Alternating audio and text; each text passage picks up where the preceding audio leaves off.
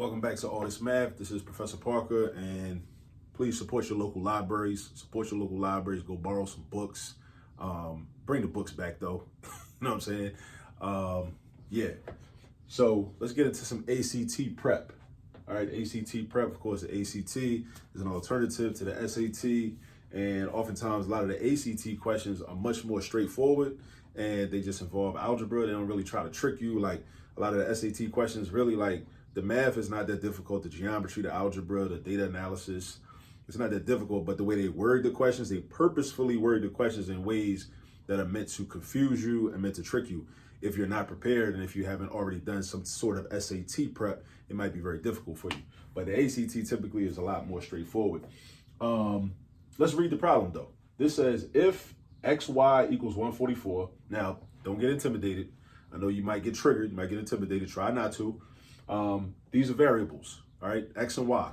You don't know what the numbers they represent are. They could represent any numbers. We don't know.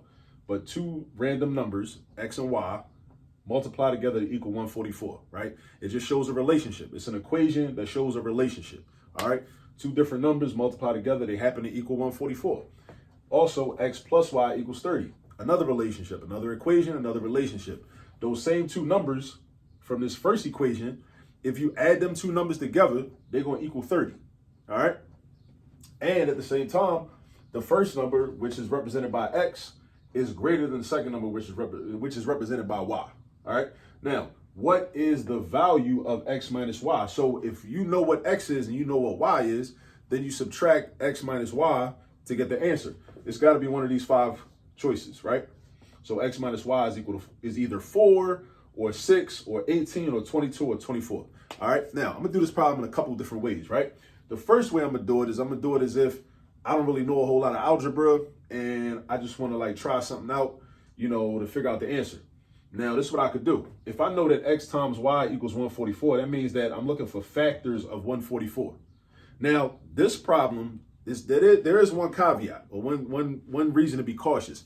This problem does not stipulate that these two numbers are integers. They could be decimals, they could be fractions. But let's say we just make an assumption that they're integers, and let's see what happens, all right? Let's just pretend that the two numbers have to be integers, and let's just see what happens. So what I think you should do is you should start listing out factors of 144. Just factors of 144, meaning pairs of numbers that multiply together to make 144. So let's do one. Let's do 144 and 1. 144 times 1, right? But that's not going to work. You know why? Because those two pairs of numbers have to also add up to 30. They got to also add up to 30, so you can cross that out. What about 72 times 2? And notice what I'm doing? I'm going in order. I started with 1, now I'm going to 2, right? 2 times 72 is also going to be 144, but they do not add up to 30. Remember, the two numbers got to add up to 30. So that's no good. Then I say, okay, well, what about 3? Is 144 divisible by 3? It is 48. 48 times 3. 40 times 3 is 120. 8 times 3 is 24. 120 plus 24 is 144. So 48 and 3 is another pair of factors, but they don't add up to 30. Cross that out. 4 is a factor, because if 2 is a factor, 4 has got to be a factor. All right. Well, actually, not necessarily, but in this case it is, because 72 is an even number. So if I double the 2 to get 4, I can take half of 72 to get 36. So 36 and 4 also gives you 144, just like 72 and 2 does. So we got 36 and 4. Now, do these two add up to 30? No, they don't. 36 plus 4 adds up to 40. So these are no good. 36 and 4. What about 5? 5 is not a factor of 144. How do I know that? Because 5 is only a factor of numbers that end in either 5 or 0. 5 or 0. 144 ends in a 4. What about 6? 6 is good because what I know is that since 3 is a factor, if I double 3, I get 6. At the same time, if I take half of 48, I get 24. Right? Now, what's 24 plus 6? 24 plus 6 is 30. And so we know that 24 times 6 is 144. We know that 24 plus 6 is 30. And let's say X is 24 and Y is 6. So if X is 24 and Y is 6, right? Because X is greater than Y, so that means that the bigger number has to be X. Then that would mean that x minus y equals 24 minus 6, which equals 18, which is that answer right there. So if you ain't even know like no algebra, if you don't know how to, set up equations and all that and deal with systems of equations and quadratics and factoring and all that, you can still figure out the answer. But you got to know some fundamentals of math. You got to know some math fundamentals though. All right.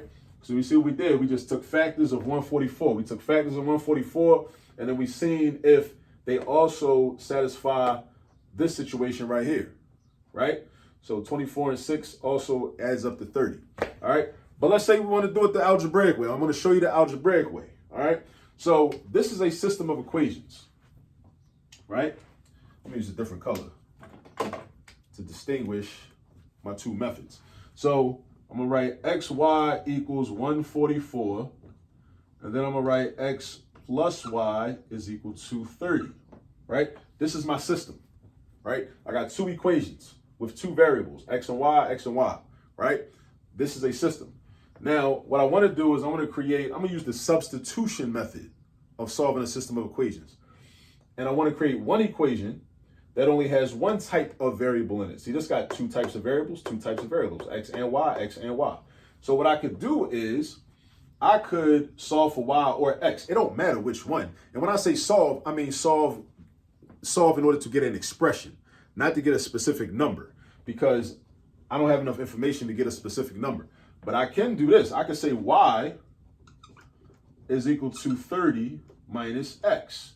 If x plus y is 30, then y is equal to 30 minus x. How did I do that? I subtracted x on the left, I subtracted x on the right. Subtract x on the left, subtract x on the right. That gives me 30 minus x. 30 was already over there. So now I got 30 minus x. So y is equal to 30 minus x, right? So that means I can go into this equation, the other equation, and I can replace the y with 30 minus x. And why is that helpful? Because that way I create an equation where I only got one type of variable, just one type of variable. So that way I don't got, because if I got two different types of variables, I can't do nothing. I'm stuck. I can't do nothing with that. But if I got one type of variable, all x's, I got an x and another x, even if I got two of them or three of them or four of them, but if it's the same type of variable, it's cool, right? So now what I do is I do this. I do x times, and I replace the y with this expression, because this expression is the same thing as y. So now I got 30 minus x equals 144, right? So just look what I did. I know that x plus y is 30. So that means that at the same time, y is equal to 30 minus x, right? And then I take that 30 minus x and I throw it into the other equation and I replace the y with it. Because I could do that because this says that y is the same thing as, that's what an equal sign means, is the same thing as, or is synonymous with, or is the same thing as. Y is the same thing as 30 minus x. So that means wherever I see a y at, I can replace it with 30 minus x. So instead of writing xy, I do x times the quantity, 30 minus x. And then it's equal to 144. Don't nothing else change. The x don't change, the equal sign don't change, the 144 don't change. All I'm changing is the y. I'm replacing the y with 30 minus x. So now I want to solve for x. That's my goal. So what am I going to do? I got to distribute this and then put this in standard form. And then I'll probably I know it's going to be a quadratic. You know how I know? Because I'm going to have to do x times x. And x times x is going to give me x squared. Really negative x squared, but I'm going to have a quadratic. So that means I'm going to have to either solve by factoring, by using the quadratic formula, completing the square, or I could do another method, but those are the main three methods that we would use. All right, so watch what I do. Watch me work. So x times 30 is going to be 30x. X times negative x is going to be negative x squared. And then that's equal to 144, right? Now, I'm going to put this in standard form. So I'm going to bring the 144 to the left side. So now I'm going to change the order around. So now I got negative x squared plus 30x minus 144 is equal to 0. Now look what happened. All I did was move the negative x squared from the second position to the first position. So that's why I still negative x squared. I moved the 30x to the second position, right? So my exponents go in descending order. Now what did I do with this 144? I moved it to the left-hand side of the equal sign. Whenever you move a number or a variable to the other side of the equal sign, the sign changes. Remember that. Whenever you move any term from one side of an equation to the other side of the equation, meaning you cross the equal sign, once you cross the equal sign, your sign changes. So positives become negative. Negatives become positive. You got to memorize that. Once you cross the equal sign, your sign changes, no matter what. So this positive 144 turned into a negative 144 because now it's on the left side of the equal sign. All right. Now here's another thing though. I don't like for my lead coefficient to be a -1. I don't like that. That's just personal preference. I don't like it. So what I like to do is I like to have my lead coefficient be positive, right? Whether it's +2, +80, +5, +1. The way I change this to a positive is I multiply the whole equation by -1. Multiply the whole equation by -1. So that way everything changes, right? So that's how you keep everything balanced. So this becomes positive x squared. This becomes -30x. This becomes plus 144. And 0 times -1 is still 0. So this is my equation in standard form. I'm about to solve for x using factoring, right? Which is basically what we did up here, right? With listing the factors of 144, right? That also add up to 30, right? So we're gonna do that here. So I take the factors of x squared, which are x and x. I take the factors of 144 that add up to -30. Now, I already know what they are, right? Because we listed them, right? 24 and 6, but it's not positive 24 and positive 6 because remember, they got to add up to -30. So these got to both be negative because two negatives also multiply to make a positive. So -24 and -6 multiply to make positive 144 because you got to know the arithmetic rules. A negative times a negative equals a positive. A negative times a negative equals a positive. You got to have that memorized. A negative divided by a negative equals a positive, right? You got to know that.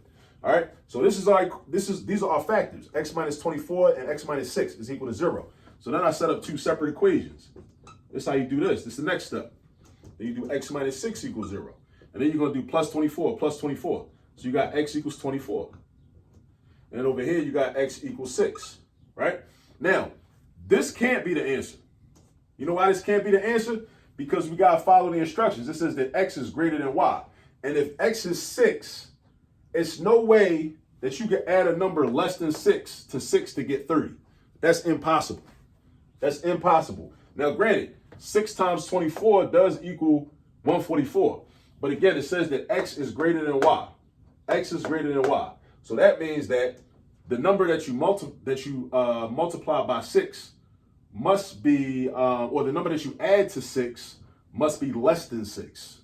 It must be less than 6, right? So therefore, I got to use this value for x.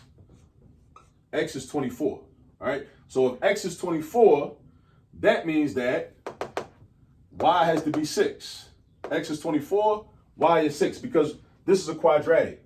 Quadratics give us two solutions or two answers, but sometimes only one of them works or satisfies our criteria or satisfies our situation, right? I just explained why the 6 can't work, because 6 has to be the bigger number. If 6 is x, it's got to be the bigger number.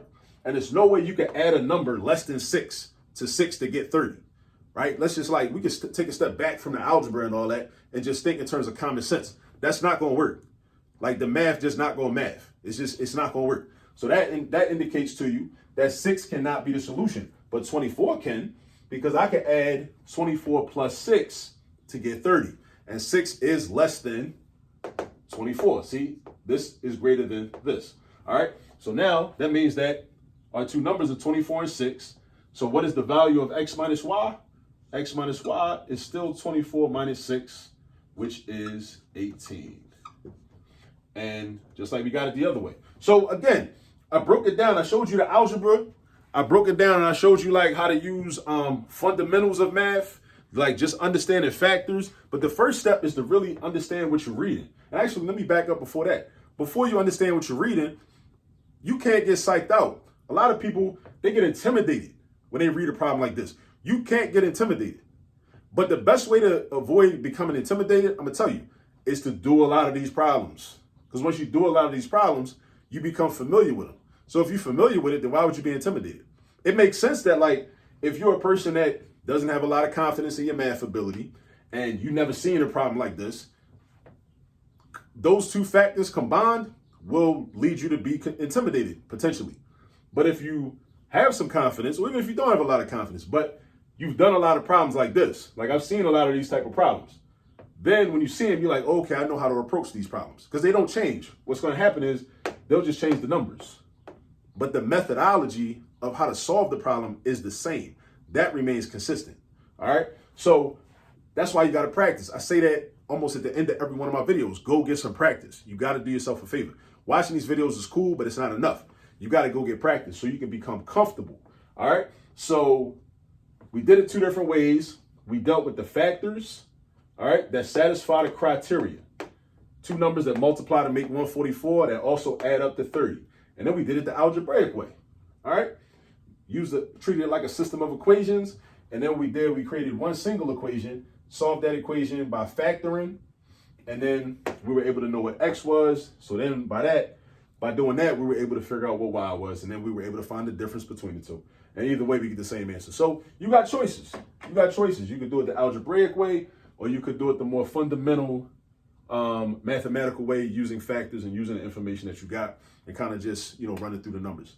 All right. So I hope that was helpful. Remember, support your local libraries. Go borrow some books. Go read some books. You know what I'm saying? And go get some practice on some problems like this. And I'll see y'all in the next video. Peace.